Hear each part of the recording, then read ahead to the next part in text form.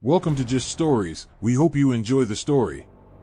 The 8-Year War, Sino-Japanese Conflict, by Just Stories. Chapter 1, The Marco Polo Bridge Incident and the Invasion of China.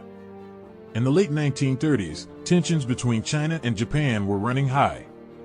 Japan, under a militaristic government, was seeking to expand its empire and secure resources for its growing population. Meanwhile, China was struggling to maintain its sovereignty and rebuild its economy after years of internal conflict. These tensions came to a head in July 1937 with the Marco Polo Bridge Incident.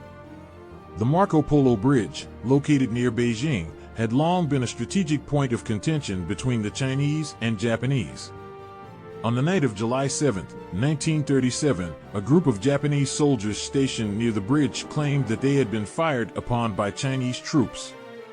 In response, the Japanese launched a full-scale attack on the Chinese forces, sparking a conflict that would eventually escalate into the 8-Year War.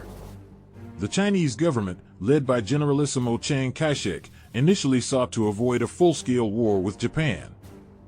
However, the Japanese continued to push their advantage, occupying Beijing and several other major cities in the following weeks.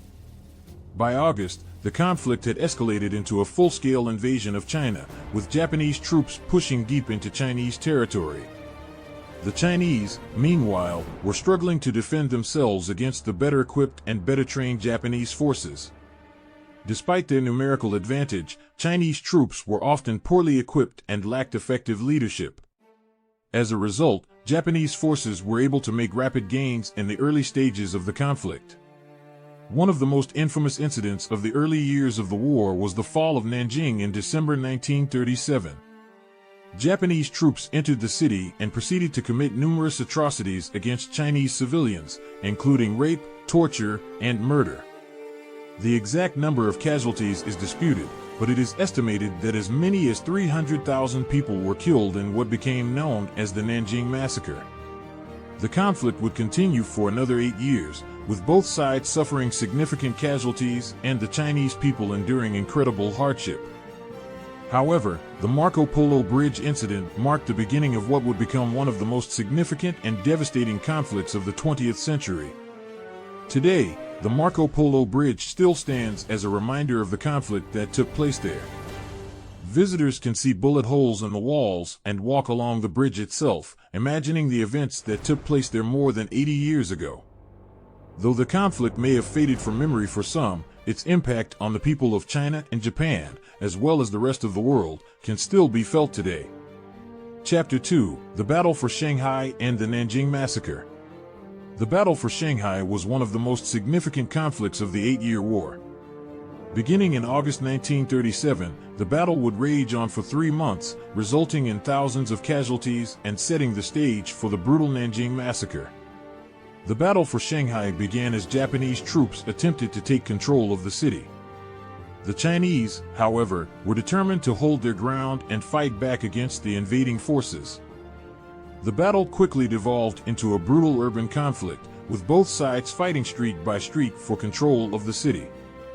Despite their numerical disadvantage, Chinese troops were initially able to hold their ground against the better-equipped Japanese forces. However, the Japanese eventually gained the upper hand, using their superior air power and naval support to break through Chinese defenses. The Chinese forces were eventually forced to retreat, and the Japanese declared victory in November 1937. The Battle for Shanghai was a significant turning point in the conflict, as it demonstrated the Japanese military's superior firepower and tactics. However, it was only the beginning of the horrors that were to come. After the fall of Shanghai, the Japanese turned their attention to the city of Nanjing, which was at the time the capital of China. What followed would become one of the most infamous incidents of the entire conflict, the Nanjing Massacre. In December 1937, Japanese troops entered Nanjing and proceeded to carry out a campaign of terror against the city's inhabitants. Over the course of several weeks, they raped, tortured, and murdered tens of thousands of Chinese civilians, many of whom were women and children. The exact number of casualties is difficult to determine, but it is estimated that as many as 300,000 people were killed. The Japanese soldiers showed no mercy, indiscriminately killing anyone they encountered and carrying out unspeakable acts of violence. The Nanjing Massacre was a horrific event that has left a lasting impact on the people of China and the rest of the world. It remains a deeply painful memory for many, and a reminder of the atrocities that can be committed in the name of war. Despite the horrors of the Battle for Shanghai and the Nanjing Massacre, the Chinese people remained determined to fight for their country's sovereignty. The conflict would continue for several more years, with both sides suffering significant casualties and the Chinese enduring incredible hardship. However, the Battle for Shanghai and the Nanjing Massacre would remain as a symbol of the brutality of war and the importance of peace. Chapter 3: The United States enters the war. For the first few years of the 8-Year War, the United States remained largely neutral, providing limited support to the Chinese government but avoiding direct involvement in the conflict. However, this would all change on December 7, 1941, when Japanese forces attacked the United States naval base at Pearl Harbor, Hawaii. The attack on Pearl Harbor was a devastating blow to the United States, resulting in the deaths of over 2,400 Americans and damaging or destroying numerous ships and aircraft. The next day, President Franklin D. Roosevelt addressed Congress and declared war on Japan, drawing the United States into the conflict that had been raging in China for the past 4 years. The decision to enter the war was not taken lightly, but it was ultimately seen as a necessary response to Japan's aggression in the Pacific. The United States quickly mobilized its military and began sending troops and supplies to the Pacific theater, including China, which had been struggling to hold off the Japanese invasion.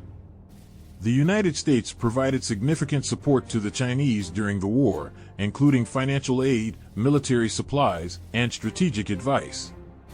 One of the most notable efforts was the creation of the Flying Tigers, a group of American pilots who were sent to China to help defend against Japanese air attacks. Despite this support, the war in China remained a difficult and costly conflict.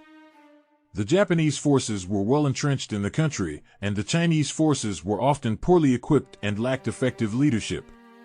The war in China would continue until the end of the Second World War, with the United States providing significant support throughout. The United States' entry into the war had a significant impact on the conflict, both in China and in the wider Pacific theater.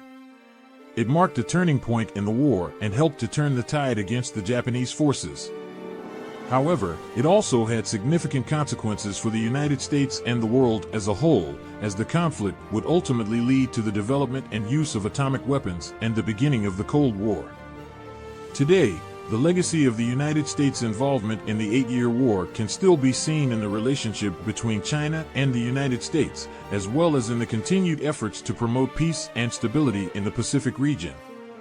The conflict may have ended more than 75 years ago, but its impact can still be felt today. Chapter 4: The Burma Campaign and the Pacific Theater. While the 8-Year War was primarily fought between China and Japan, it was also a significant part of the larger Pacific theater of World War II. One of the most significant campaigns of the Pacific theater was the Burma Campaign, which took place from 1942 to 1945 and was a crucial part of the Allied effort to defeat the Japanese forces in the region. The Burma Campaign was fought primarily between Allied forces, consisting of troops from the United States, United Kingdom, India, and China, and Japanese forces that had invaded Burma in 1942. The campaign was fought in a difficult terrain, including dense jungles and rugged mountains, which made it particularly challenging for both sides. Despite these challenges, the Allies were eventually able to gain the upper hand, driving the Japanese forces out of Burma and cutting off their supply lines to other parts of Southeast Asia. This was a significant victory for the Allies, as it helped to weaken the Japanese military and set the stage for the eventual defeat of Japan. The Burma Campaign was also significant in terms of the broader Pacific theater, as it helped to divert Japanese resources away from other parts of the region. The campaign required significant resources from both sides, including troops, supplies, and equipment, which meant that the Japanese were unable to devote as much attention to other areas of the Pacific theater.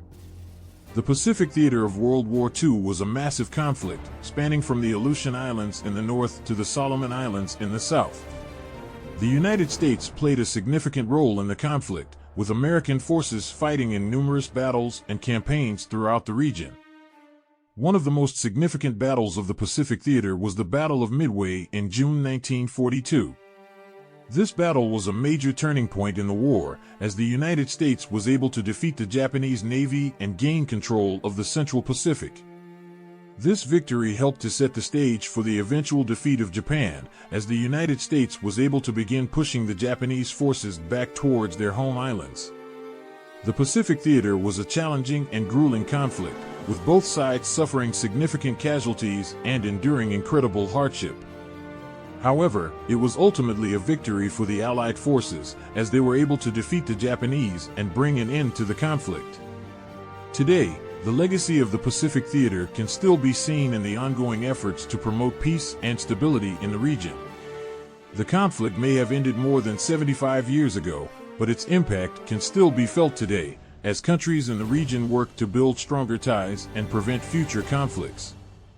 Chapter 5: The Legacy of the 8-Year War.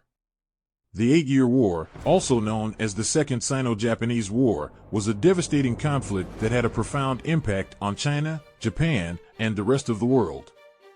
Though the war officially ended in 1945, its legacy can still be felt today, more than 75 years later. For China, the legacy of the 8-Year War is one of struggle and sacrifice. The Chinese people endured incredible hardship during the conflict, with millions of lives lost and vast swaths of the country destroyed.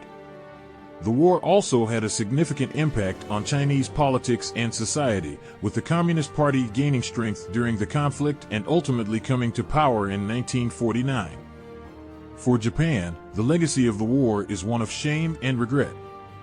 The atrocities committed by Japanese troops during the war, including the Nanjing Massacre, continue to haunt the country to this day. The war also had a significant impact on Japanese politics and society, with the country being occupied by Allied forces for several years after the war ended. The legacy of the 8-Year War is also significant in terms of the broader geopolitical landscape.